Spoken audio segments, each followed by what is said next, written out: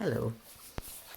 It's been a while since I made a little video for BookTube, and the only reason I can really think of to give an excuse is that for a couple of weeks we had a heating problem in the house and we needed the boiler replaced, and we were spending a couple of weeks in quite cold temperatures, and it does something to your brain. It freezes your brain. About 90% is taken up thinking, I'm cold, how do I get warm, and then whatever is left over is the bit that's speaking and sensible and thinking.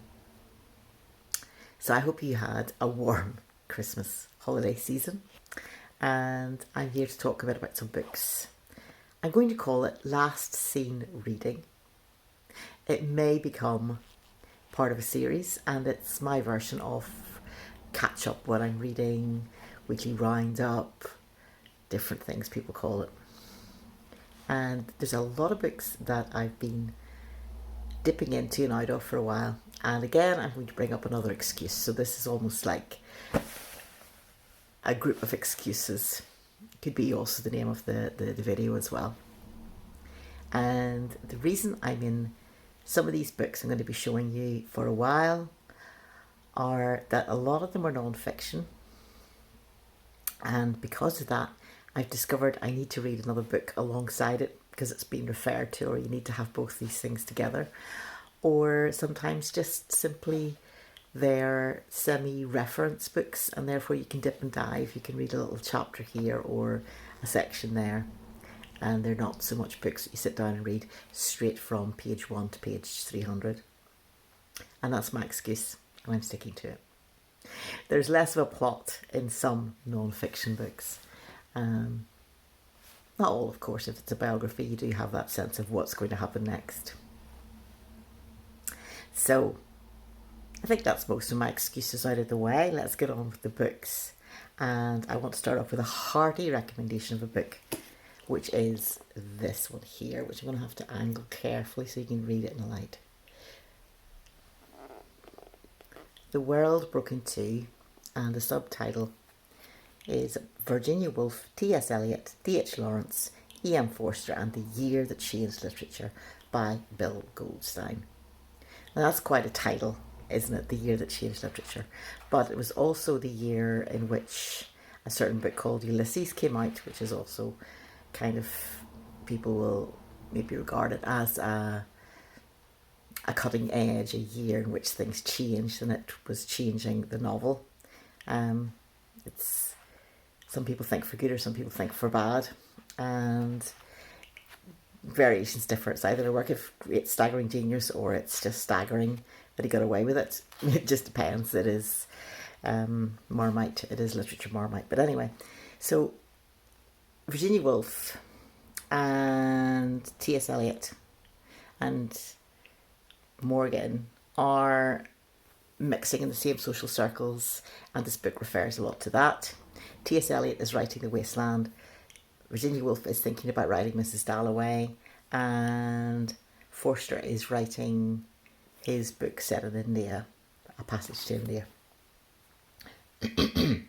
To be honest, I'm not really so interested in D.H. Lawrence, so I skipped that bit, but otherwise I read the book. Their stories are intertwined. The great thing on the back of the book is just fabulous. For anyone who's a writer who has a tendency to feel sometimes that it's easier to write or it's not, this is a fantastic book because all those people above mentioned are starting the year in the most unpromising ways. Let me read the bit on the back of the book here. Quote, "The world broke in two in 1922 or thereabouts," unquote, the author Willa Cather once wrote. Yet for Virginia Woolf, T.S. Eliot, E.M. Forster and D.H. Lawrence, 1922 began with a frighteningly blank page. Eliot was recovering from a nervous breakdown. Forster was grappling with unrequited love. Woolf and Lawrence, meanwhile, were both in bed with the flu. Not together. Confronting personal setbacks and the spectral ghost of the First World War, all four felt at a loss for words. But by the end of the year, Woolf had started Mrs. Dalloway, Forster had returned to work on A Passage to India, Lawrence had written his autobiographical novel Kangaroo, and Eliot had published The Wasteland to great acclaim. So it's a turning point, and their lives are often intertwined, and it is an engaging book. It's well written, and you tend to have a chapter on one and then the next chapter on a different one, so you can wend your way through the novel, through the book. And as I say, I skipped on D.H. Lawrence, but I thought it was really good, a really good read, and a key time in literature, especially if you're interested in modernist literature. I do recommend it. Okay, it's not too long. So that I did get through. I started on the letters of Seamus Heaney, got to just about there, but it's been fascinating. And to be honest, a lot of the books I'm going to be talking about today have got poetry in them, or they're about poetry to some extent. Not all, so stick with it if that's not your bag. Seamus Heaney, The Letters Of, obviously I looked at it in the bookshop and find it so readable and interesting, and because he writes a good letter. And then of course got it home and discovered that it refers a lot to his poems, and therefore I need to read the poems alongside to see what he's talking about. But the thing that made it worth getting just even the price of the book alone was at the very start, where it became clear that his big break happened because he was involved in a particular writing group, and someone from that writing group recommended his work to the head of Faber and Faber. So, and that's therefore where he got published. Initially he was going to get published in a different, his first main book was going to be published in a Dublin press, which would have been less probably prestigious than Faber and Faber, although a good press.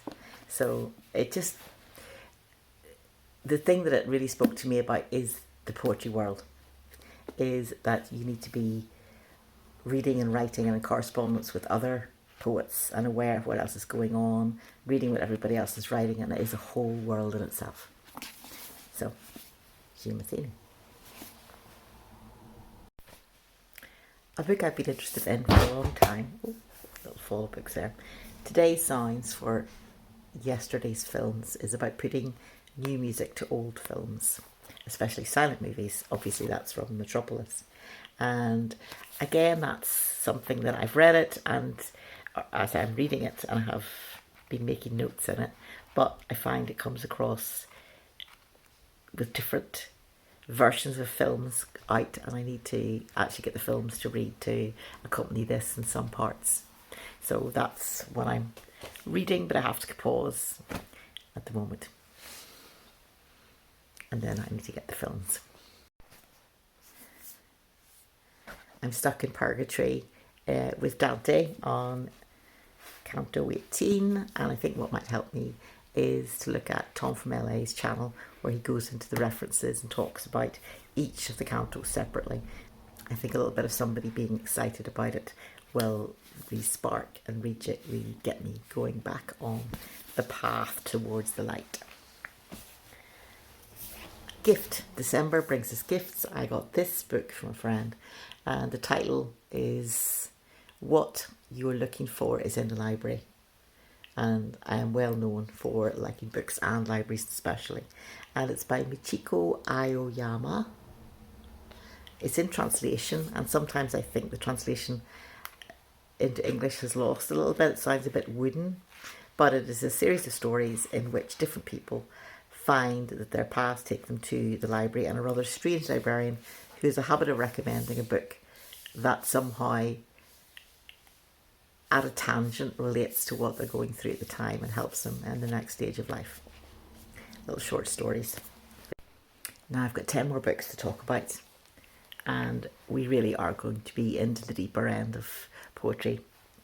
I have treated myself to The Great Modern Poets. This is by, who is it? Michael Schmidt.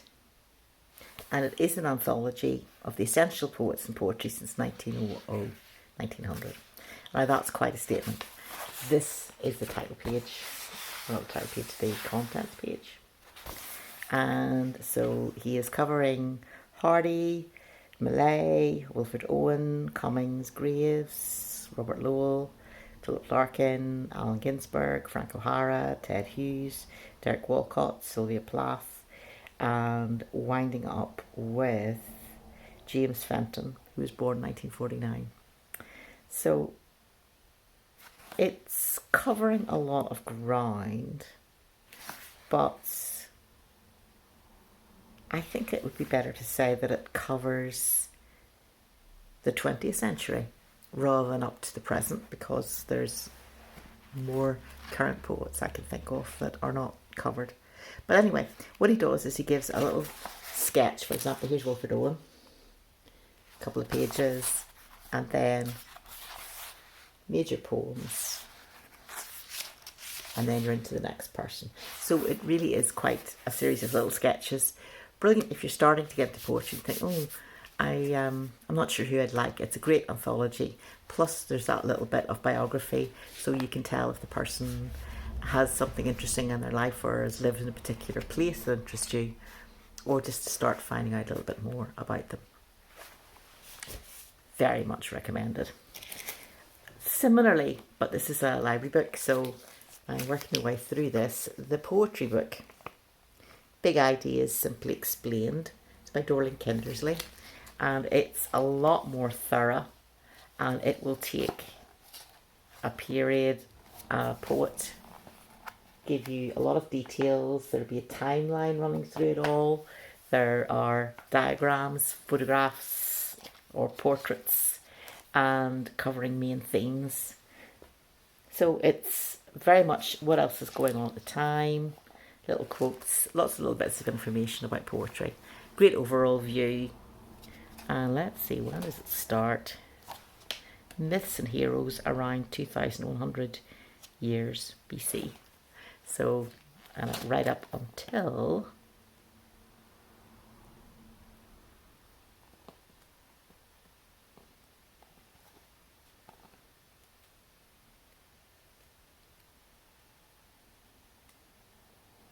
post-war and contemporary 2021, The Hill We Climb by Amanda Gorman. So it's more up to date.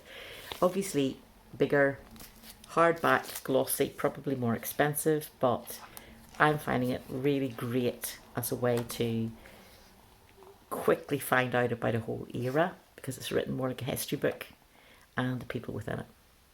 And yeah, great reference book and very accessible because it's written in this kind of educational way. Now this may be more specialist in a way, more like me, rather than for everybody who's reading poetry. It's about Stephane Mallarmé, a French poet, who wrote a poem called A Toss of the Dice. And this is a bit about the writing of the poem, which was key to 20th century poetry and literature. It's called One Toss of the Dice, the incredible story of how a poem made us modern. And it's by R. Howard Bloch, B-L-O-C-H. And it's, the special thing about the poem is that it can be read up or down or across, and it's spread across 2 pages, so you can read it in different ways. So it gives you the poem in French and also in an English translation, and very much about the new layout, a new way of looking at things, and the way things can be read in different ways. Even you can see the typography is massively different. And this is written such a long time ago. His actual poem is written such a long time ago. And there are claims for it, often taking us from... Mallarmé was a bridge, the poet who took us from what was to what we'd be. It is impossible to imagine 20th century literature without him. And it's 1897. It's astonishing when you think about how many poems you look at nowadays, and they look pretty much set on the page. This was breaking the rules and saying you can do it differently. Okay, now a book that bridges the poetry and art. Frank O'Hara, Poet Among Painters, by Marjorie Perloff. I have to look up the name because there's also Nancy Perloff, who is also writing about the same kind of thing, about poetry and the way it's laid out in the page. So Frank O'Hara was writing in the 1950s in New York, and the New York School of Poets, as they were informally called, were very friendly with the New York School of Painters, which would be your abstract expressionists. So, and he particularly mixed amongst them. And I love chapter 3 is called Poet Among Painters, especially. And it goes between the difference between the two arts and the bridges and the fact that there's a lot of similarity. And this interests me because I'm interested in intermediality, where we look at where the arts cross over and how the borders are not so firmly defined as sometimes people assume them to be. So he wrote a poem in it called Why I Am Not a Painter, is referred to in this, Frank O'Hara, and there's a long bit about it, and basically he's saying it takes too long, about how he would sit and write poems quite quickly. Often there's a whole series of them written in his lunch hour, where he specifically sat down and said, I'm going to write a poem, and he described what was happening that day and who was doing what, where he walked, where he saw in New York, whereas the painting takes a lot longer. But there are interesting links as well. Similarly, how words look in a page. Johanna Drucker is a well-known academic and someone also involved in putting books together in interesting ways. The Visible Word, Experimental Typography in Modern Art, 1909 to 1923. It shows you how the particular kind of, and even around Mallarmé's time, the way in which words put on a page, especially for poetry, was considered interesting and important. I think it's from Russia, and yeah, even the space around the words and between the words was important, and how it could be used creatively. So that's The Visible Word, Experimental Typography and Modern Art, 1909 to 1923. Again, it's good to read the actual works themselves or more about the writer, so that can take time. He's leaning across here, just getting some books from the library. And continuing that theme, Ian Hamilton Finlay is pretty famous in Scotland as a Scottish poet whose works were also made into forms like pillars and stones, carved, and he created a special area around his house, which his house is called Little Sparta, which remains and is open for the public to visit from time to time.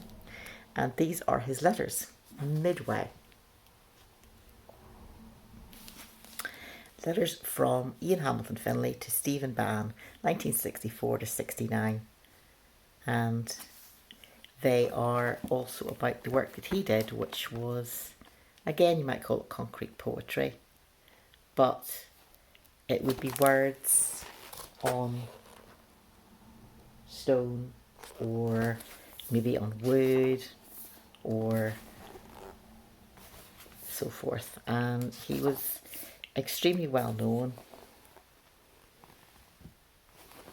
as a foremost concrete poet, and that's particularly what interests me at the moment, is poetry that's on the page, laid out in a certain way, or visual poetry generally, and also film poetry, as we're going to see. So I have yet to start reading that book. I just borrowed it from the library, having looked inside and gone, I really want to read this because he's sinking on the page as well.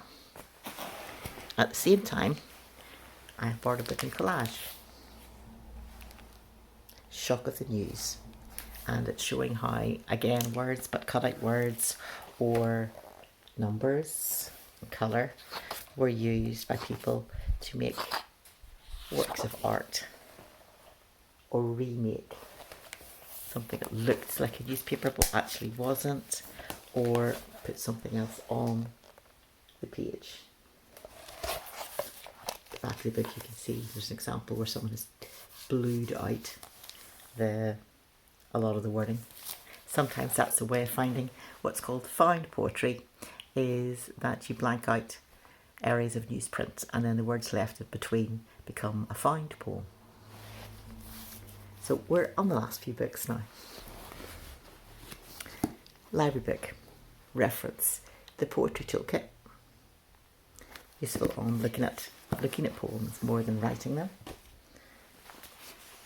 I've also bought this book second-hand, Geary's Guide to the World's Great Aphorists, and James Geary, and it's people saying interesting, insightful, amusing short phrases. An aphorism is very similar to a proverb.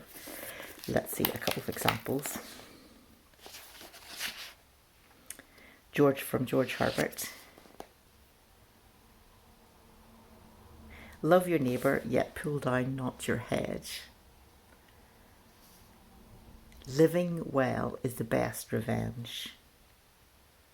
Life is half spent before we know what it is.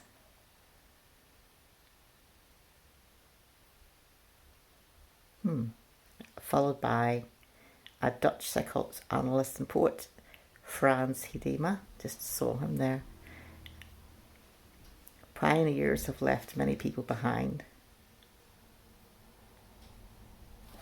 Interesting. Also, where there was one I thought looked quite good. Oh yes, about writing books. And here's what Walter Benjamin said, of all the ways of acquiring books, writing them oneself is regarded as the most praiseworthy method. Writers are really people who write books, not because they are poor, but because they are dissatisfied with the books which they could buy but do not like. And Benjamin Disraeli said, when I want to read a book, I write one. So maybe that's encouragement if you're in the middle of writing a book to finish it, because then you get to read it if you still want it after all that time. Final book is a huge one for me. The Poetics of Poetry Film by Sarah Tremlett. And it's a field survey because it's kind of the mothership of putting together moving images and poems, which is something I want to do increasingly in the new year in 2025. I have done it in the past and I want to be putting them together more. And this is just full of different ways of approaching it, different people, the history of it all, and it's every single time she mentions somebody, I'm having to go and look at them and try and find them on YouTube or somewhere else. What is the work? What are the poems they've made? Or what is this poetry festival, film festival she's talking about? So it's fabulous, but it's a constant looking at something else to find what goes along with this book. And it's film poetry, video poetry, lyric voice, reflection.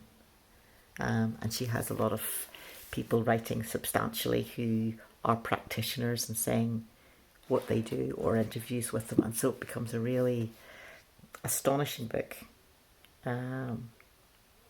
Just if you're wanting to be in that area, write in that area, this is the mothership book to have. Just absolutely fascinated by it. And finally, I want to give a thumbs up for a gift I got for Christmas, which was an old film, 1931, Laurel and Hardy film called Laughing Gravy, which is set in the snow, very Christmassy kind of feel.